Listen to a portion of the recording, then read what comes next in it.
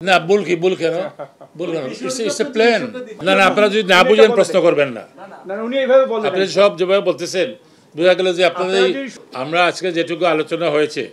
যেমন আমরা বোরোতে চালের উৎপাদন ভালো হয়েছে চালের কোনো ঘাটতি নাই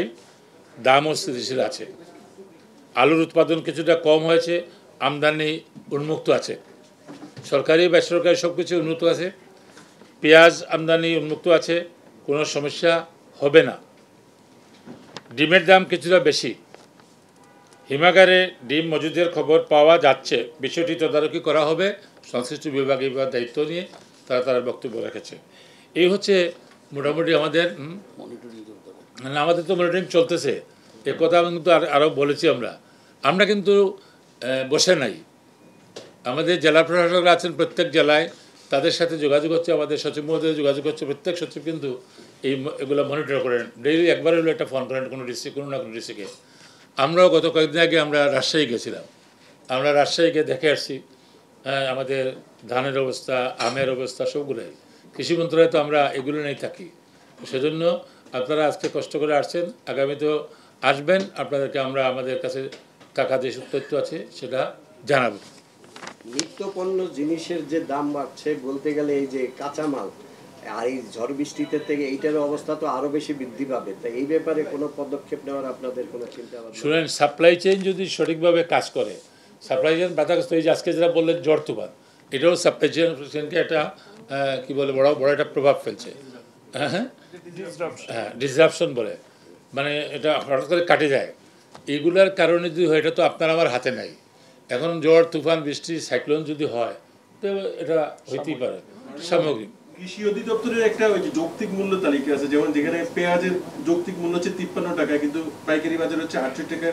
60 থেকে 68 টাকা রসুন 94 টাকা পাইকারি বাজারে 155 থেকে 205 টাকা এই যে যৌক্তিক মূল্য কৃষি মন্ত্রণালয় অধিদপ্তরের এক ধরনের হিসাব আর আমরা বাজারের এক ধরনের হিসাব বাজারে দেখা যাচ্ছে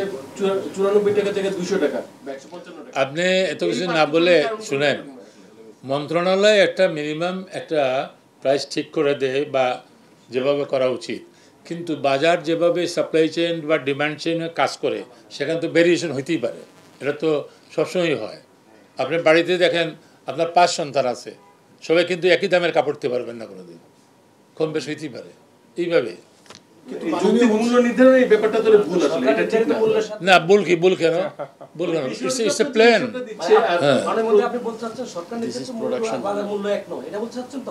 না এইভাবে ডোন্ট মানে এগুলা আপনারা এইভাবেই করেন না না আপনারা যদি না বুঝেন প্রশ্ন করবেন না না উনি এইভাবে বলেন আপনি সব যেভাবে বলতেছেন বোঝা গেল যে আপনাদের যদি শুনতে চান আমার কৃষি বিপণন অধিদপ্তরের ডিজি আছে উনি ওনার কাছে যাবেন যে কিভাবে করতে মূল্য মানে প্রোডাকশন মূল্য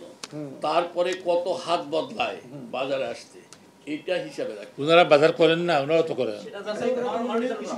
না যৌক্তিক মূল্য ওটা না ওটা হলো প্রোডাকশন আজকে কাঁচামরিচ বা পেঁয়াজ আজকের দরে যেটা আপনারা সবাই জানেন যে যেহেতু তিনজন আপনি কয়টা কাঁচামরিচ খান একবেলা এই তিনজন আপনি খান কয়টা আমিও তো খাই কাঁচামরিচ আমি তো একটাও খাইতে পারি না ওটা খেয়ে রাখি কিন্তু আপনি এটাকে যদি সহনীয় মূল্য বলেন আমরা সেটাই বলবো সাধারণ মানুষের জন্য সত্যিকারের সহনীয় মূল্য আজকের যে বাজার দর বিভিন্ন পণ্যের মানুষ রাস্তায় নামছে না বাট মিছিল করছে না হ্যাঁ সেটা তো ভিন্ন এই কি পরিমাপ করে কিনা মিছিল করছে না এগুলা তো অতীতে একটু দাম বাড়লে রাস্তা গরম হয়ে যেত এখন এগুলো তো নাই না না আপনারা ইরিলেভেন্ট কোশ্চেন করার কোনো প্রয়োজন নাই আপনি সাংবাদিক না হলেও আমি না হলেও I know what is the journalism এই বাজারে কি আপনি সন্তুষ্ট কিনা যে বাজার ব্যবস্থা আছে আপনার সব ক্ষেত্রে সন্তুষ্ট হইবেন তো কোনো কথা নাই তারপর আপনিও স্যাটিসফাইড হ্যাঁ না না আমি স্যাটিসফাই শব্দ বলবো কেন চেঞ্জিং অ্যাটিটিউড ভেরিয়েশন অ্যাটিটিউড থাকতে পারে আজকে কাঁচামরিচের দাম কত মন্ত্রীকে প্রশ্ন করার পর উনি আপনাদের মন্ত্রণালয়কে এটা দেখভালের দায়িত্ব দিয়েছেন যে পেঁয়াজ আমি দায়িত্ব দেই না এটা আইন দিছে শুনেন আপনারা যদি এইভাবে প্রশ্ন করেন হেডলাইন খুঁজা না প্লিজ দয়া করে হেডলাইন খোঁজার জন্য না আমরা এখানে আন্তঃমন্ত্রণালয়ের বৈঠকে বসেছি যাতে বাজারটা স্থিতিশীল থাকে ভোক্তারা যেন যৌক্তিক মূল্যে পণ্য পায় পণ্যের কোনো সরবরাহ না হয় এই জন্য কিন্তু আপনারা এখন একটা হেডলাইন খোঁজার জন্য যদি আপনি প্রশ্ন করেন তাহলে তো হবে না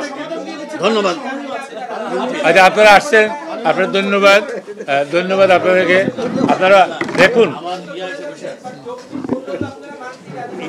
হ্যাঁ